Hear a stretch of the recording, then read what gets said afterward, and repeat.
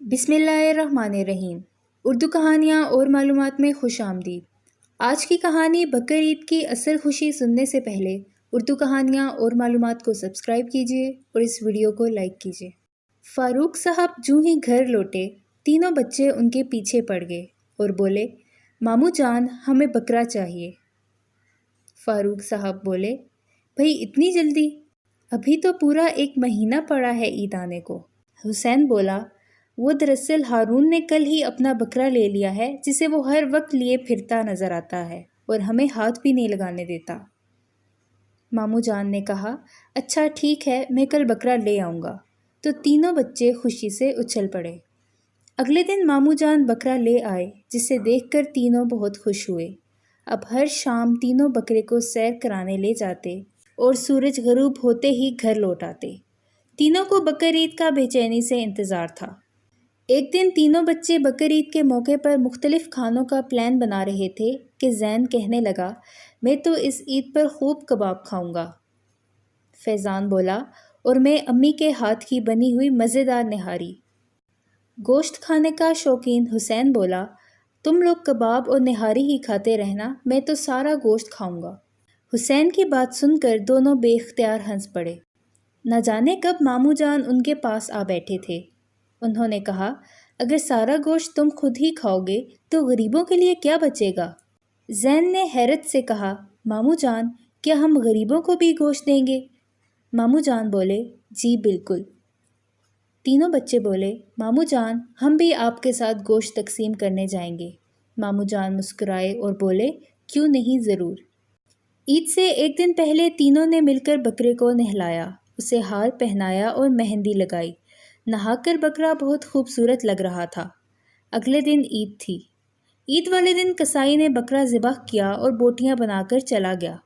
ماموں جان نے گوشت کے 3 حصے کیے، ایک گھر والوں کے لیے رکھ لیا، دوسرا رشتہ داروں کے لیے اور تیسرا حصہ غریبوں کا تھا۔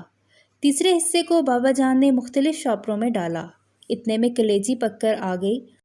چاروں نے مل کر بھنی ہوئی مزیدار کلیجی کھائی اور کچی بستی جانے کے لیے اٹھ کھڑے ہوئے۔ زین، حسین اور فیضان پہلی مرتبہ اس کچی بستی میں آئے تھے۔ بستی کے بچے ان کے ہاتھوں میں گوشت کے شاپر دیکھ کر شور مچانے لگے، گوشت آ گیا، گوشت آ گیا۔ ماموں جان کے اشارے پر زین نے آگے بڑھ کر ایک گھر کا دروازہ کھٹکھٹایا تو ایک ضعیف عورت باہر نکلی۔ حسین سے گوشت کا شاپر پکڑتے ہوئے اس نے ڈھیروں دعائیں دیں۔ اب اگلے گھر کا دروازہ فیضان کھٹکھٹا رہا تھا۔ تھوڑی دیر بعد ایک آدمی نے دروازہ کھولا اور شکریہ کہہ کر گوشت کا شاپر پکڑ لیا۔ ایک آدمی بولا، شکر ہے کسی نے ہم غریبوں کو بھی یاد کیا، صبح سے بچے گوشت کے لیے رو رہے تھے، اب گوشت پکے گا تو بچے خوش ہو جائیں گے۔ یہ سن کر حسین کی آنکھیں نم ہو گئیں۔ بستی کے غریب لوگوں میں گوشت تقسیم کر کے اور ڈھیروں دعائیں لے کر جب وہ گھر پہنچے تو ان کی امی جان دسترخوان بچھا چکی تھی۔ زین، حسین اور فیضان نے دسترخوان پر نگاہ دوڑائی تو وہاں تینوں کی پسندیدہ ڈشیں موجود تھیں۔ جلد ہی وہ کھانا کھانے لگے۔ کھانے سے فارغ ہو کر زین کہنے لگا، ماموں جان آج تو مجھے عید کا صحیح مزہ آیا ہے، عید کی سچی خوشی تو مجھے آج نصیب ہوئی ہے۔ حسین بولا، ہاں واقعی، جو مزہ غریبوں کی دعائیں سمیٹنے میں ہے وہ مزہ اکیلے گوشت کھانے میں کیوں؟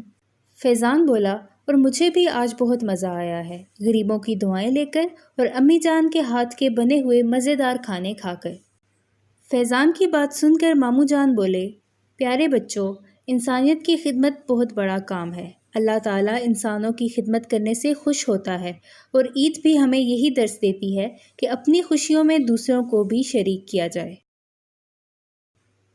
میں امید کرتی ہوں کہ آپ کو آج کی یہ کہانی پسند آئی ہوگی۔ مزید کہانیاں سننے کے لیے اردو کہانیاں اور معلومات کو سبسکرائب کیجیے اور اس ویڈیو کو لائک کیجیے۔ اللہ حافظ۔